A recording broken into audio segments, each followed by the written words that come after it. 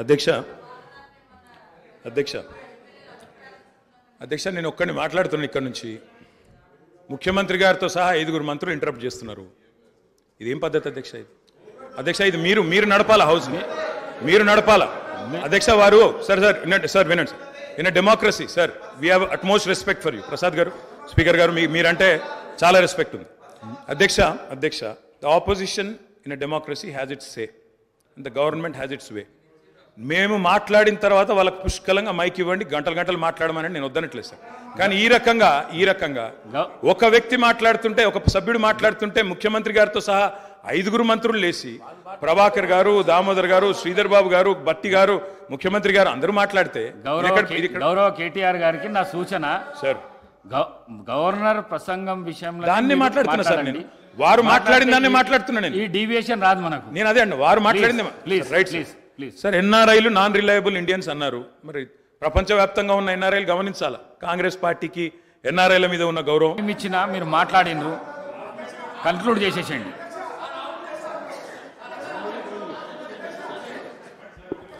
Speaker sir, ఇప్పుడు నేను లేవాలని కానీ మాట్లాడాలని అనుకోలేదు. గౌరవ ముఖ్యమంత్రి గారు మాట్లాడుతూ సభను తప్పుదోవిచ్చే విధంగా ఆయన మాట్లాడినప్పుడు సభ యొక్క రికార్డును రెక్టిఫై చేయడం నా బాధ్యత.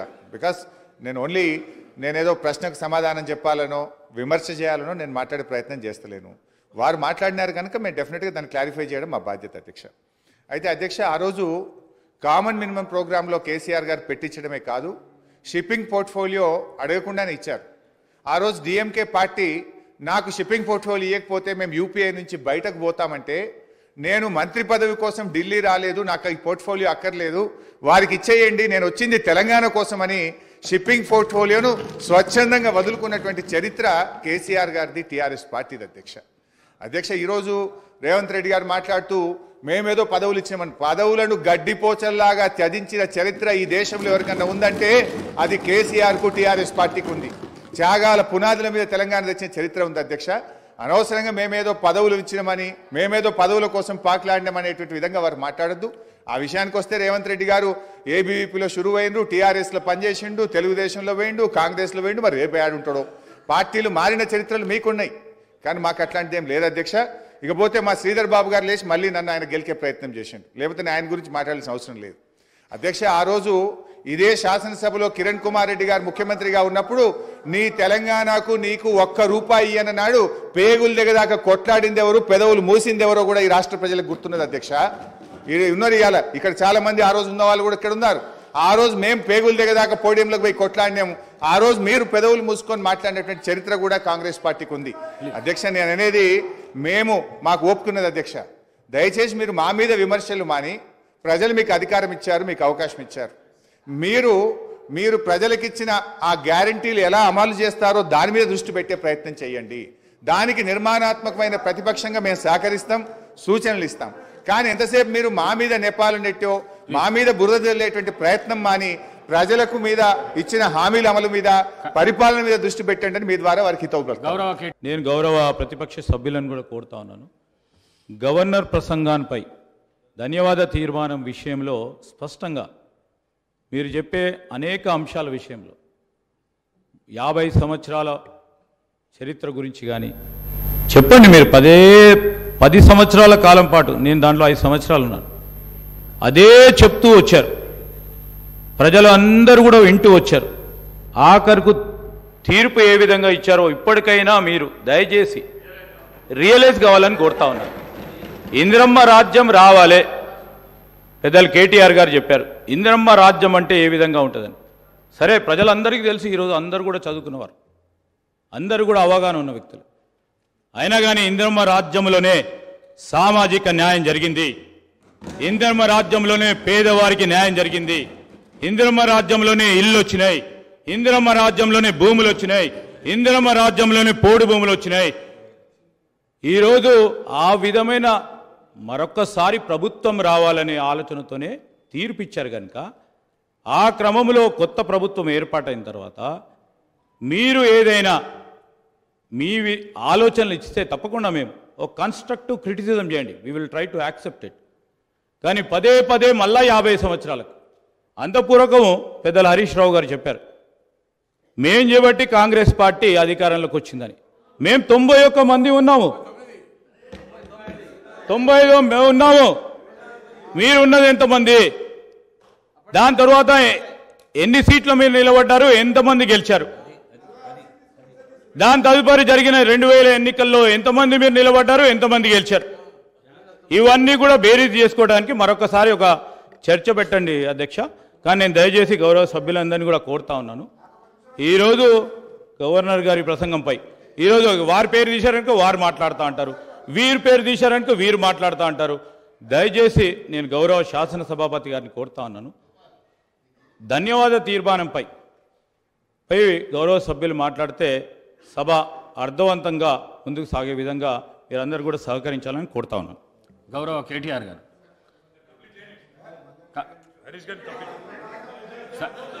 సార్ మీరు గౌరవ హరీష్ రావు గారు మీకు టైం కూర్చోండి. ఒక నిమిషం చెప్పలేండి, ప్లీజ్ ఒక నిమిషం చెప్పండి.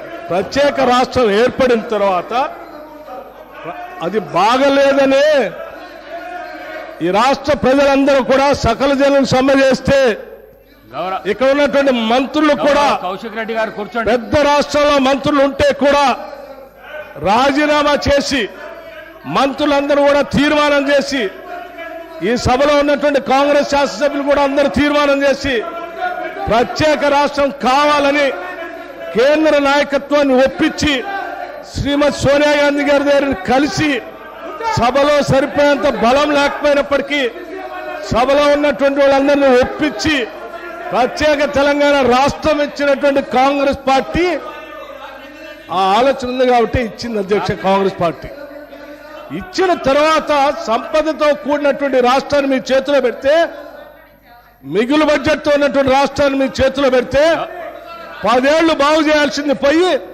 5 లక్షల కోట్ల అప్పు చేసి వాళ్ళ అప్పుల రాష్ట్రంగా మార్చిన మీరు అప్పుడు బాగలేదు ఇప్పుడు బాగలేదు అంటారు. బాగుండాల్సింది 10 ఏళ్ల నుంచి చేయాల్సింది మీరు. ఆ రోజు గతంలో డిప్యూటీ సీఎం గారు కేసీఆర్ కూడా అందులో మంత్రిగా ఉన్నారు. అవన్నీ బాగలేదని అనుకున్నప్పుడు అందరం కలిసి తీర్మానం చేసి తీసుకొచ్చుకుంటాం. తెచ్చుకున్న తెలంగాణ రాష్ట్రంలో పాలన గురించి అభివృద్ధి గురించి మాట్లాడుకోవాలి. కానీ మాట్లాడితే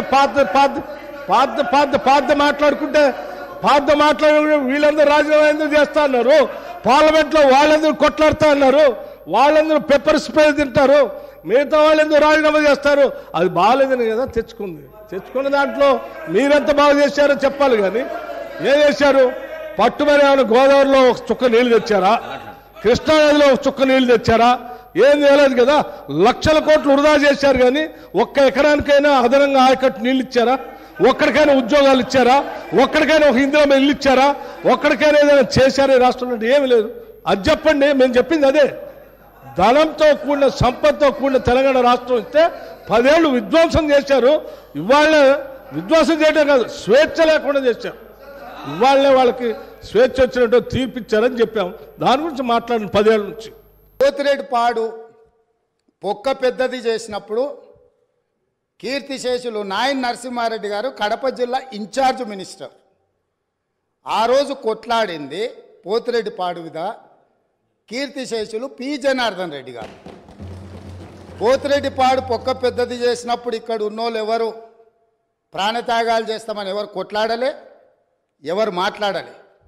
సొంత పార్టీ సొంత ప్రభుత్వం ఉన్న తెలంగాణ ప్రజల హక్కులను భంగం కలిగించొద్దు, కృష్ణానది జలాలలో మా వాటా మాకు ఉండాలి, మా వాటాను ఎవరు తీసుకెళ్ళినా మేము ఒప్పుకోము అని కొట్లాడింది ఆనాటి నాయకుడు పి జనార్దన్ రెడ్డి గారు మాట్లాడిండ్రు తప్ప వీళ్ళు కాదు.